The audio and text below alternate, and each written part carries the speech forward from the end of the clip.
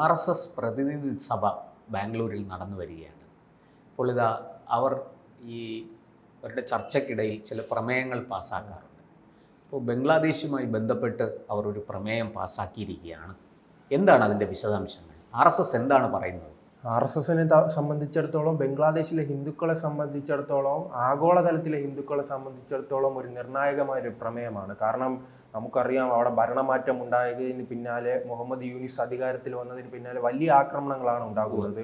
അവിടെ നാമെല്ലാം ഇത്തരം സംഭവങ്ങൾ പാകിസ്ഥാനിൽ മാത്രം നിരന്തരം കേട്ടുകൊണ്ടിരുന്നതാണ് അല്ലേ? ഈ ക്ഷേത്രങ്ങൾ ആക്രമിക്കുക, സന്യാസിമാരെ ഉപദ്രവിക്കുക, പെൺകുട്ടികളെ പീഡനത്തിന് ഇരയാക്കുക എന്ന സംഭവങ്ങൾ, തട്ടിക്കൊണ്ടുപോവുക, മതപരിവർത്തനം നടത്തുക എന്ന രീതിയിലുള്ള കാര്യങ്ങൾ നാം പണ്ട് പാകിസ്ഥാനിൽ കേട്ടുകൊണ്ടിരുന്നത് നമ്മുടെ ഏറ്റവും സൗഹൃദ രാജ്യമായി നാം കരുതിയിരുന്ന ബംഗ്ലാദേശിൽ നിന്നും ഇങ്ങനെ നിരന്തരം വന്നുകൊണ്ടിരിക്കുമ്പോൾ നമ്മെ ആശങ്കപ്പെടുത്തിക്കൊണ്ടിരുന്ന ഒരു സംഭവം കൂടിയാണ്. പക്ഷെ ആ രാജ്യം അങ്ങനെ ആശങ്കപ്പെടുത്തിയെന്ന് പറയുമ്പോഴും പുതിയ വിവരങ്ങൾ അനുസരിച്ച് തന്നെ നമുക്കറിയാവുന്ന പുതിയ വിവരമെല്ലാം പഴയ വിവരം തന്നെയാണ്. 1951 22% അവിടെ ബംഗ്ലാദേശിൽ ഹിന്ദു ജനസംഖ്യ എങ്കിൽ പണ്ട് പാകിസ്ഥാനായിരുന്നു. പിന്നീടാണ് 1971 കൂടിയാണ് പുതിയ രാജ്യം. പക്ഷെ അന്നത്തെ ആ കണക്കനുസരിച്ച്, ആ ഭൂപ്രകൃതിയുടെ കണക്കനുസരിച്ച് 1952 22% ഉണ്ടായിരുന്ന ജനസംഖ്യ ഇന്ന് വെറും 7.95% കുറഞ്ഞു. എന്തായാലും അവിടെ സുഖകരമായി ജീവിക്കാൻ കഴിയുമെങ്കിൽ എന്തായാലും അവിടെ ജനസംഖ്യ വർദ്ധിക്കുകയല്ലേ ചെയ്യുള്ളൂ.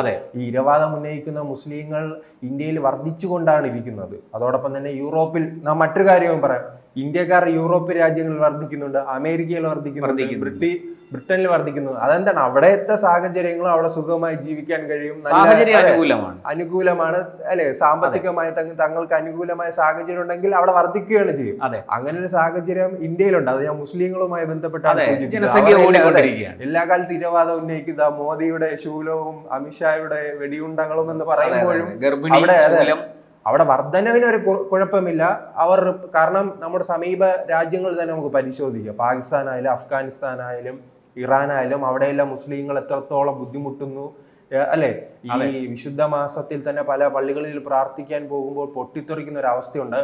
പക്ഷെ ഇന്ത്യയിൽ അങ്ങനെയല്ല. ഇന്ത്യയിൽ അവർക്ക് സുരക്ഷിതമായി തന്നെ, മുസ്ലിങ്ങളെ സംബന്ധിച്ചിടത്തോളം ചിലപ്പോൾ ഗൾഫ് രാജ്യങ്ങളും പിന്നീട് ഈ പശ്ചിമേഷ്യയിലെ ഈ ഇന്തോനേഷ്യയിലെ ബന്ധപ്പെട്ട് ചില രാജ്യങ്ങൾ ഒഴികെ നോക്കുകയാണ് പിന്നിൽ ഏറ്റവും അധികം മുസ്ലിങ്ങൾക്ക് സമാധാനമുള്ള ഒരു രാജ്യം ഇന്ത്യയാണ്. ആ രീതിയിൽ തന്നെ ഇന്ത്യ മുന്നോട്ട് പോകുന്നുണ്ട്. പക്ഷെ ഇന്ത്യയുടെ അയൽരാജ്യമായ ഇന്ത്യയുടെ ഭാഗമായിരുന്ന ബംഗ്ലാദേശിൽ അങ്ങനെയല്ല സംഭവിക്കുന്നത്. വലിയ രീതിയിൽ തന്നെ ആ ഭരണമാറ്റത്തിന് പിന്നാലെ ഹിന്ദു സന്യാസിമാരെ ഉൾപ്പെടെ ജയിലിലടയ്ക്കുന്ന ഒരു അവസ്ഥ ഉണ്ടായിരുന്നു. അതിനെതിരെയാണ് ഇപ്പോൾ RSS പ്രമേയം പാസ്സാക്കിയിരിക്കുന്നത്. അവിടുത്തെ ഹിന്ദുക്കൾക്കെതിരായുള്ള ഈ RSS പ്രമേയത്തിൽ എന്താണ് ആവശ്യപ്പെടുന്നത്? RSSന്റെ പ്രമേയം പ്രത്യേകിച്ച് അവർ പറയുന്നത് അവിടെ നടക്കുന്നത് മനുഷ്യാവകാശ വിരുദ്ധ പ്രവർത്തനങ്ങളാണ്. അതിൽ ഐക്യരാഷ്ട്രസഭയും അന്താരാഷ്ട്ര സമൂഹവും ബംഗ്ലാദേശ് സർക്കാരിനെതിരെ സമ്മർദ്ദം ചെലുത്തുക എന്നതാണ് അവരുടെ ആവശ്യം. പക്ഷേ ഇതിന്റെ തുടക്കത്തിലെല്ലാം ഇന്ത്യയുടെ ഭാഗത്തു നിന്ന് വലിയ രീതിയിലുള്ള സമ്മർദ്ദം ചെലുത്തിയിരുന്നു. പക്ഷേ അങ്ങനെ ഇരിക്കെ തന്നെ പല വിമർശനങ്ങളും ഉണ്ടായിരുന്നു. ഇതിന്റെ തുടക്കത്തിലെന്ന് ഇന്ത്യയുടെ ഗവൺമെന്റ് ശക്തമായി ഇടപെട്ടില്ല എന്ന വിമർശനങ്ങൾ ഉണ്ടായതിന് പിന്നാലെയാണ് ഇന്ത്യയുടെ ചില ഭരണാധികാരികൾ അല്ലെ, വിദേശകാര്യ സെക്രട്ടറി അടക്കമുള്ളവർ അവിടെ നേരിട്ട് പോയി സന്ദർശിക്കുകയും മുഹമ്മദ് യൂനിസിനെ കണ്ട് ഇത്തരം പ്രശ്നങ്ങൾ ചൂണ്ടിക്കാണിക്കുകയും എല്ലാം ചെയ്തിട്ടുണ്ട്. അതിനുശേഷം അങ്ങനെ പ്രശ്നങ്ങളൊന്നും കുറഞ്ഞിട്ടില്ല. എനിക്ക് തോന്നുന്നു പ്രശ്നങ്ങൾ കുറഞ്ഞത് ഇപ്പോൾ ഡീപ് സ്റ്റേറ്റ് തകർന്നതിന് ശേഷം കുറച്ച് രീതിയിൽ ഭരണമാറ്റം ഉണ്ടായതിനു ശേഷം ആദ്യമായി തന്നെ ട്രംപ് 2 തവണയാണ് വടിയെടുത്തത്. ഒന്ന് പാകിസ്ഥാന് നേരെയും വടിയെടുത്തിട്ടുണ്ട്, ഏഷ്യയുമായി ബന്ധപ്പെട്ട് നിൽക്കുമ്പോൾ, ഒന്ന് ബംഗ്ലാദേശിനെതിരെയാണ്. ഈ അമേരിക്കയുടെ പണം പണ്ട് കോടിക്കണക്കിന് രൂപ വാങ്ങി ഭീകരവാദികളുടെ സപ്പോർട്ട് ചെയ്യുന്ന ഒരു രാജ്യമായിരുന്നു പാകിസ്ഥാൻ. ഈ ട്രംപ് വന്നതിന് ശേഷം അത് വലിയ രീതിയിൽ മുൻപ് അവർ കുറച്ചിട്ടുണ്ട്, ഇപ്പോൾ വലിയ രീതിയിൽ കുറച്ചിട്ടുണ്ട്. അതിന് സമാനമായി തന്നെയാണ് ബംഗ്ലാദേശിലും വലിയ രീതിയിൽ ആ പണം കുറച്ചതിന് പിന്നാലെയാണ് മുഹമ്മദ് യൂനിസ് പ്രതിസന്ധിയിലായിട്ടുണ്ട്. എന്തായാലും ഈ ബൈഡന്റെ വലംകൈയായി നിന്ന് അദ്ദേഹം ആദ്യമായി അധികാരത്തിൽ വന്നതിന് പിന്നാലെ തന്നെ ബൈഡനെ കാണാനായി അമേരിക്കയ്ക്ക് പറക്കുന്ന ഒരു അവസ്ഥ ഉണ്ടായിരുന്നു. ഇപ്പോൾ അവിടെ പറന്നാൽ ചിലപ്പോൾ തിരിച്ചു വരുമോ എന്ന് തന്നെ സംശയമാണ്. വേണമെങ്കിൽ ട്രംപ് പിടിച്ചെടുക്കുന്നത് ആ രീതിയിലാണ് അവിടുത്തെ രാഷ്ട്രീയ. ഈ യുനെസിന് പുതിയ സഹായികളെയും കൂട്ടുകാരെയൊക്കെ കിട്ടിയിട്ടുണ്ട്. ജോർജ് സോറോസും മകൻ അലക്സാണ്ടർ സോറോസും ഒക്കെ യുനെസിനെ സഹായിക്കാൻ രംഗത്ത്. എന്നാലും ചിലപ്പോൾ ഈ അമേരിക്കയുടെ പഴയ പ്രസിഡന്റ് നിന്ന കാലാവസ്ഥയായിരിക്കില്ല അല്ല. ഇപ്പോൾ. വ്യത്യാസം. കാരണം നാം എന്തെല്ലാം പറയുമ്പോഴും ഇന്ത്യയിൽ സംബന്ധിച്ചിടത്തോളം പണ്ട് ജിഹാദി പ്രവർത്തനങ്ങൾ നടന്നതുപോലെ അല്ലെ ഇടത് ജിഹാദികളും മറ്റും നടത്തുന്ന ആ പ്രക്രിയ നിലവിലെ സാഹചര്യത്തിൽ നടത്താൻ കഴിയില്ല. ആ രീതിയിലാണ്. ചിലപ്പോൾ മുൻപ് നടത്തിക്കൊണ്ടിരുന്നതിന്റെ അത്ര നടത്താനുള്ള സാഹചര്യം ഇപ്പോൾ ഇല്ല. എന്തായാലും RSSന്റെ ഭാഗത്തു നിന്ന് ഇത്തരം ഒരു നിർണായക നീക്കമുണ്ടായത് അവിടുത്തെ ഹിന്ദുക്കളെ സംബന്ധിച്ചിടത്തോളം വലിയ പ്രതീക്ഷ നൽകുന്നതാണ്. അന്താരാഷ്ട്ര സമൂഹം എനിക്ക് തോന്നുന്നു ഒരു വലിയ രീതിയിൽ തന്നെ ഈ പ്രശ്നത്തെ അഡ്രസ്സ് ചെയ്തിട്ടുണ്ട്. ഇപ്പോൾ അമേരിക്ക ആയാലും അമേരിക്കയിൽ ട്രംപല്ല ഇതുമായി ബന്ധപ്പെട്ട് നേരിട്ട് തന്നെ പ്രതികരണം അമേരിക്കയും ബ്രിട്ടനും റഷ്യയും ഒക്കെ പ്രതികരിച്ചിട്ടുണ്ട് ഈ വിഷയത്തിൽ. ശരിയാണ്. പക്ഷേ ഇപ്പോൾ ഈ UN ഇതിൽ ഇടപെടണം എന്ന് വളരെ ശക്തമായിട്ട് RSS പോലൊരു സംഘടന ആവശ്യപ്പെടുമ്പോൾ തീർച്ചയായിട്ടും അതിന് ചില പ്രത്യേകതകളുണ്ട് അല്ലേ? അത് സംഭവിക്കാൻ വളരെ സാധ്യതയുള്ളൊരു കാര്യമാണ്. കാരണം ഈ ഇന്ത്യയിലെ ഏറ്റവും വലിയ ഇപ്പോൾ നമ്മൾ പറയുകയാണെങ്കിൽ പ്രതിനിധി സഭ പുറത്തുവിട്ട കണക്കനുസരിച്ച് 1 കോടിയിലധികം സ്വയംസേവകർ പ്രവർത്തിക്കാനായിട്ടുള്ള ഒരു സംഘടനയായി RSS മാറിയിരിക്കുകയാണ്. അല്ലേ, നമ്മുടെ ഇന്ത്യയുടെ ഭരണത്തെ നിയന്ത്രിക്കുന്ന ഒരു സംഘടനയാണല്ലോ. ഈ പ്രതിപക്ഷ പാർട്ടികൾ അവർ തമാശ രൂപേണയായാലും പറയുന്നത് ഗൗരവത്തോടെ അവർ പറയാറുണ്ട്. ഇന്ത്യയുടെ ഭരണം നിയന്ത്രിക്കുന്ന നാഗ്പൂരിൽ നിന്നാണ്. ആ നാഗ്പൂരിൽ നിന്നാണ് ആ ഒരു ഇന്ത്യയുടെ പ്രധാനമന്ത്രി തന്നെ RSSന്റെ പ്രചാരകനായിരുന്നയാളാണ്. RSS കൊടുത്ത BJPയിലേക്ക് കൊടുത്തയാളാണ് ഇന്ന് ഇന്ത്യ ഭരിക്കുന്നത്. പൂർണ്ണമായിട്ടും ജനാധിപത്യ പ്രക്രിയയെ അങ്ങേയറ്റം ബഹുമാനത്തോടും അതുമായി ഇഴുകിച്ചേർന്നുമാണ് RSS മുന്നോട്ട് പോകുന്നത്.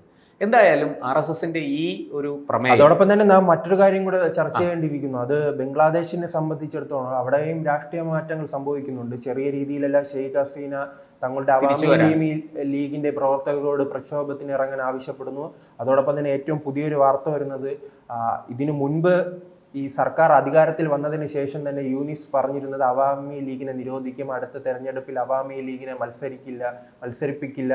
ആ പാർട്ടി എന്തോ ഒരു വലിയ രീതിയിൽ തന്നെ ഒരു ഭ്രഷ്ട് കൽപ്പിച്ചിരുന്ന രീതിയിലായിരുന്നു ഉണ്ടായിരുന്നത്. അതിനിപ്പോൾ വലിയ രീതിയിൽ മാറ്റം വന്നിട്ടുണ്ട്. യൂനിസിന്റെ ഏറ്റവും പുതിയ പ്രസ്താവന വരുന്നത് ആ പാർട്ടിയെ നിരോധിക്കില്ല എന്നാണ്. ആ പാർട്ടിയെ നിരോധിക്കില്ലെന്ന് പറയുമ്പോൾ തന്നെ വരുന്ന തെരഞ്ഞെടുപ്പുകളിൽ അവർക്ക് മത്സരിക്കാനുള്ള അവസരം നൽകുന്നു എന്നതാണ് പുതിയ വിവരങ്ങൾ വരുന്നത്. അപ്പോൾ അതിൽ നിന്ന് മനസ്സിലാക്കാൻ കഴിയുന്നത് എന്തായാലും ഷെയ്ഖ് ഹസീന അവിടുത്തെ ബംഗ്ലാദേശിലെ ജനങ്ങൾക്ക് അങ്ങനെ പൂർണ്ണമായി തള്ളിക്കളയാൻ കഴിയില്ല. ഒരു ചെറിയൊരു പ്രക്ഷോഭം വരുന്നു, അതൊരു കോടതി വിധിയുടെ പശ്ചാത്തലത്തിൽ അവിടെ ഒരു ചെറിയൊരു പ്രക്ഷോഭം, വിദ്യാർത്ഥികൾ സംഘടിച്ച്, അതാണ് ഈ കോടതിയുടെ വിധിയുടെ പശ്ചാത്തലത്തിൽ വിദ്യാർത്ഥികൾ പ്രക്ഷോഭത്തിന് ഇറങ്ങിയതിന് പിന്നാലെ എന്ത് ചെയ്തു? ഈ സമരം ഹൈജാക്ക് ചെയ്യാൻ കൃത്യമായി തന്നെ ജമാഅത്തെ ഇസ്ലാമിക്ക് കഴിഞ്ഞിട്ടുണ്ട്. ജമാഅത്തെ ഇസ്ലാമി അവിടുത്തെ ഒരു ചെറിയൊരു സംഘടനയാണ്.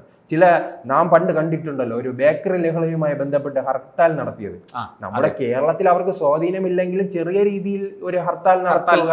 ആ ദിവസം നാം വിചാരിക്കും പൂർണ്ണമായി തന്നെ കേരളം ഈ പോപ്പുലർ ഫണ്ടിന്റെ പിടിയിലായെന്ന് ചിലപ്പോൾ അന്നത്തെ ഹർത്താൽ കണ്ടാൽ നമുക്ക് തോന്നും. പക്ഷെ അങ്ങനെയല്ല അതിന്റെ രീതി. മറിച്ച് ഈ സമരത്തെ ഹൈജാക്ക് ചെയ്യാനും ജമാഅത്തെ ഇസ്ലാമിക്ക് കഴിഞ്ഞു. അതിനുശേഷം അവർ വലിയ പ്രക്ഷോഭം അഴിച്ചു. ആ രീതിയിലുള്ള പെട്ടെന്നുണ്ടായ ഒരു കലാപത്തിന് പിന്നാലെയാണ് ഷെയ്ഖ് ഹസീനയ്ക്ക് ഇന്ത്യയിലേക്ക് വരാൻ കഴിഞ്ഞത്. പക്ഷെ ഷെയ്ഖ് ഹസീന ഒരിക്കലും ആ നാട്ടിന് തള്ളിപ്പറയാൻ കഴിയില്ല. ഷെയ്ഖ് ഹസീന വന്നതിന് ശേഷം ആ രാജ്യത്ത് വലിയ രീതിയിലുള്ള പുരോഗതി ഉണ്ടായിട്ടുണ്ട്. പ്രത്യേകിച്ച് ടെക്സ്റ്റൈൽസ് മേഖലയിൽ ഒരു പരിധി നോക്കിയാൽ ചിലപ്പോൾ ഇന്ത്യയേക്കാൾ കൂടുതൽ കയറ്റുമതി ആ രാജ്യത്ത് ഏറ്റവും കൂടുതൽ കയറ്റുമതി ചെയ്യുന്ന ഒരു രാഷ്ട്രം കൂടിയാണ്. ഇന്ത്യയിലേക്ക് ഉൾപ്പെടെ പല വിദേശ യൂറോപ്യൻ രാജ്യങ്ങളിലേക്ക് ഉൾപ്പെടെ അവർ വലിയ രീതിയിൽ തന്നെ ഈ കയറ്റുമതിയിലൂടെ പുരോഗതി നേടിയ അത് ഷെയ്ഖ് ഹസീനയുടെ കാലത്താണ്. പക്ഷെ ഇപ്പോഴുള്ള അവസ്ഥയോ, ഈ യൂനിസിന്റെ കാലത്തെ അവസ്ഥയോ, അതെ, സാമ്പത്തികമായി തകരുന്നു, പട്ടിണിയിലേക്ക് പോകുന്നു. മത തീവ്രവാദികൾ തങ്ങളുടെ ചില മതനിയമങ്ങൾ നടപ്പിലാക്കാൻ ശ്രമിക്കുന്നു.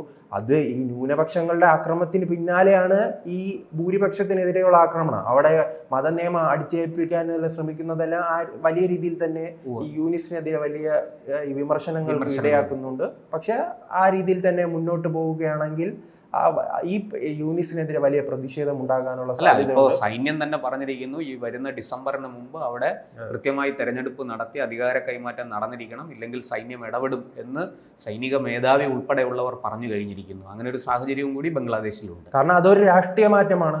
കാരണം ഇതിന്റെ തുടക്കത്തിൽ യൂനിസിനെ പിന്തുണച്ചിരുന്നതാണ് ഈ സൈനികർ.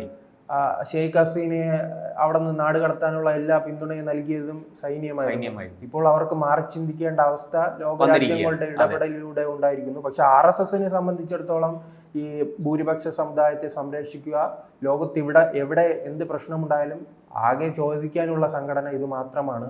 അത് ഹിന്ദുക്കൾ നേരിടുന്ന എല്ലാ വെല്ലുവിളികളെയും അഡ്രസ്സ് ചെയ്യാൻ ഇന്ന് ലോകത്ത് RSS മാത്രമാണ് ഉള്ളത് എന്ന് നമുക്ക് പറയാൻ കഴിയും. അങ്ങനെയുള്ളപ്പോൾ തീർച്ചയായിട്ടും ബംഗ്ലാദേശിലെ ഹിന്ദുക്കൾ നേരിടുന്ന പ്രശ്നം, ഒപ്പം അവർ അവിടുത്തെ മറ്റു ന്യൂനപക്ഷങ്ങളുടെ കാര്യവും പറയുന്നുണ്ട്. ക്രിസ്ത്യാനികൾ, സിഖുകാർ, അതുപോലെ ബൗദ്ധർ, ഇവർക്കൊക്കെ വേണ്ടിയും ബുദ്ധമതവുമായി ബന്ധപ്പെട്ട് വലിയ രീതിയിലുള്ള ആക്രമണമാണ് അവിടെ ഉണ്ടാകുന്നത്. അത് നാം പണ്ട് അഫ്ഗാനിസ്ഥാനിൽ കണ്ടിരുന്നു. നിരവധി ബുദ്ധ പ്രതിമകളൊക്കെ തകർക്കുകയും ചെയ്തു ബംഗ്ലാദേശിലും. അപ്പോൾ അതിനെതിരെ തീർച്ചയായിട്ടും RSS വളരെ ശക്തമായ ഒരു നിലപാട് സ്വീകരിച്ച് മുന്നോട്ട് വന്നിരിക്കുന്നത് ശ്ലാഘനീയമാണ്. എന്തായാലും RSSന്റെ ഈ പ്രമേയം UN വളരെ വേണ്ട ഗൗരവത്തിൽ, അർഹിക്കുന്ന ഗൗരവത്തോടു കൂടി പരിഗണിക്കുമെന്ന് തന്നെ നമുക്ക് കരുതാം, അല്ലേ? തീർച്ചയായും.